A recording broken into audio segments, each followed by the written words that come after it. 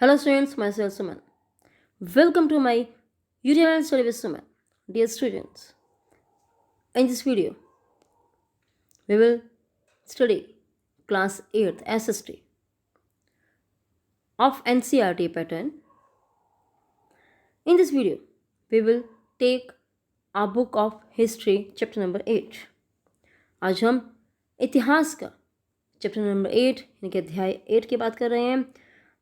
इसका नाम है देशी जनता को सभ्य बनाना, राष्ट्र को शिक्षित करना.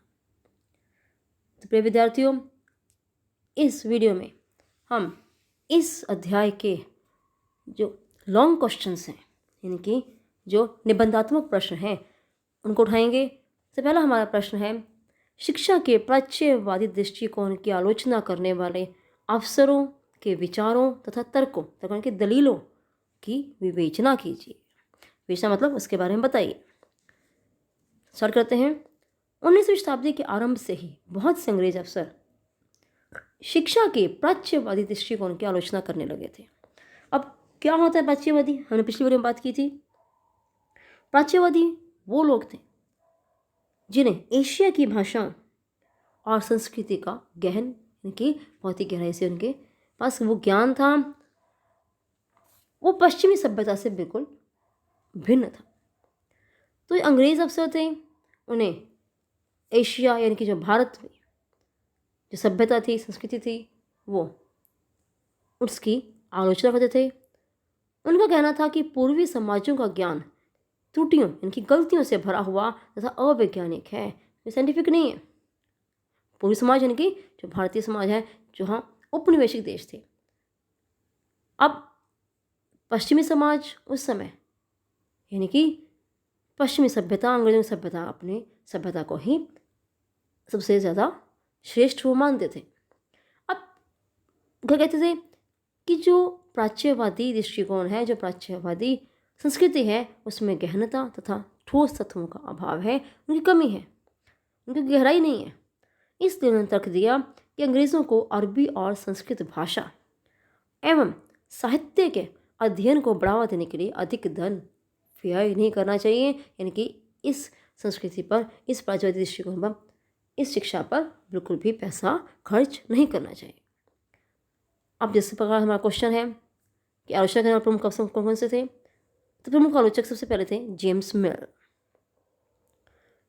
प्राच्यवादियों पर हमला करने वालों में यानी कि उनकी आलोचना करने वालों में प्रमुख थे जेम्स मिल. उनका कहना था कि अंग्रेज़ों को देशी जनता यानी कि जो भारतीय जनता है को प्रसन्न करने और उनका दिल जीतने के लिए शिक्षा के संबंध में उनकी इच्छाओं और भावनाओं को ध्यान में रखने की आवश्यकता नहीं है. यानी कि अंग्रेज़ों को भारतीयों की जो भावनाएं हैं, उनकी संस्कृति है, उनकी इच्छाएं हैं, उन सब का किसी भी प्रकार से कोई ध्यान रखने की जरूरत नहीं है. उनकी राय में उनके क्या विचार थे कि शिक्षा के माध्यम से उपयोगी और व्यवहारिक बातों का ज्ञान दिया जाना चाहिए.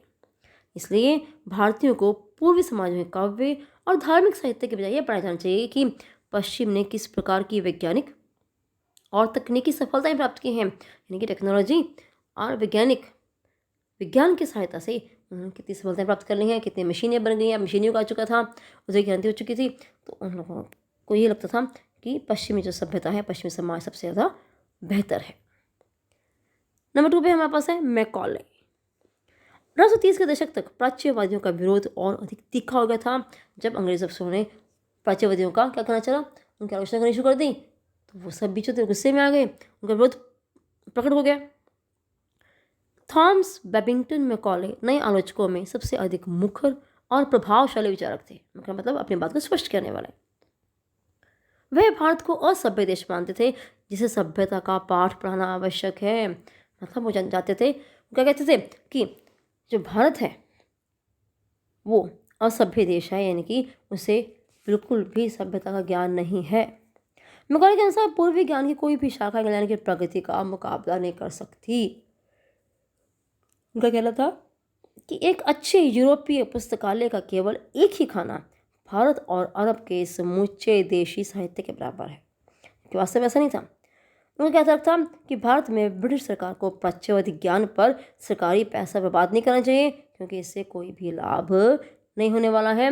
वे समझते थे कि भारतीय जनता जो है वो अपनी सभ्यता को छोड़कर अंग्रेज सभ्यता या पश्चिमी सभ्यता को अपनाए। तो स्टूडेंट्स, यहाँ था हमारा फर्स्ट क्वेश्चन एंड होता है। तो दो और चुके हमारे पास से मैकॉले और जेम्स में। क्वेश्चन नंबर 2, वुड का नीति पत्र अथवा वुड्स डिस्पैच क्या था? इसे किस प्रकार के महत्वपूर्ण दस्तावेज दर्शाने का प्रयास किया गया? 1854 में ईस्ट इंडिया कंपनी के लंदन स्थित बोर्ड ऑफ डायरेक्टर्स ने भारतीय गवर्नर जनरल को शिक्षा के विषय में एक नोट भेजा। क्या नोट था वो? किसने भेजा? लंदन में स्थित बोर्ड ऑफ डायरेक्टर्स ने।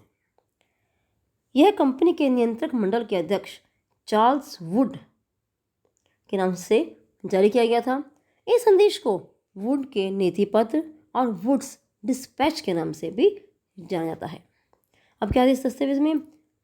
इस नोट में, इस दस्तावेज में भारत में लागू की जाने वाली शिक्षा नीति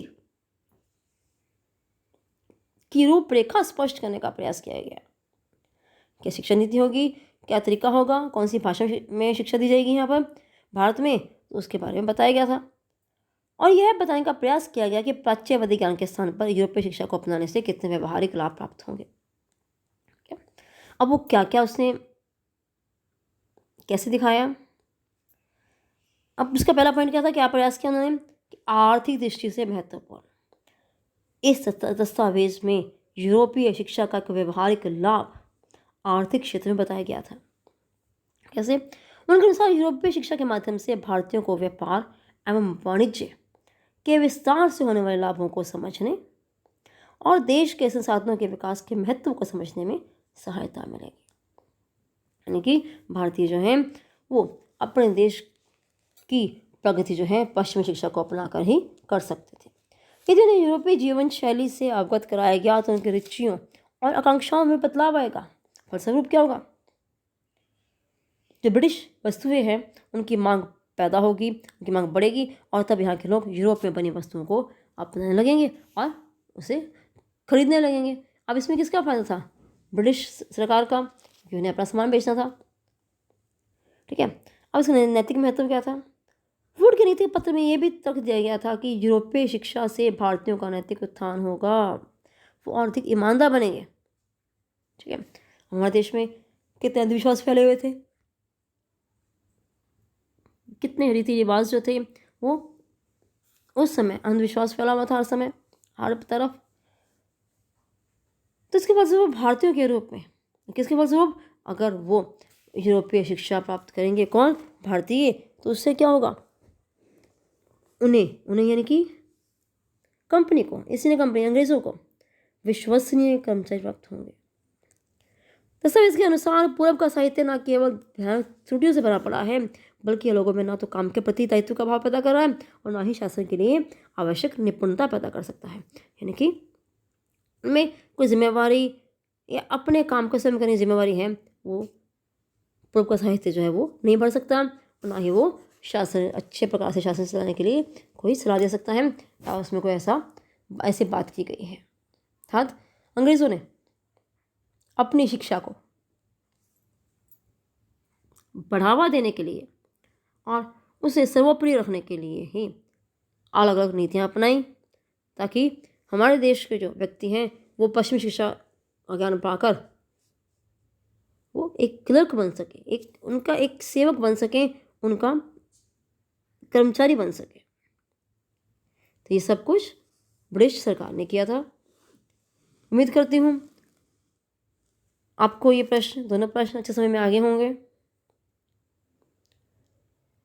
do like, share and subscribe my YouTube channel Study with Suman. Thank you.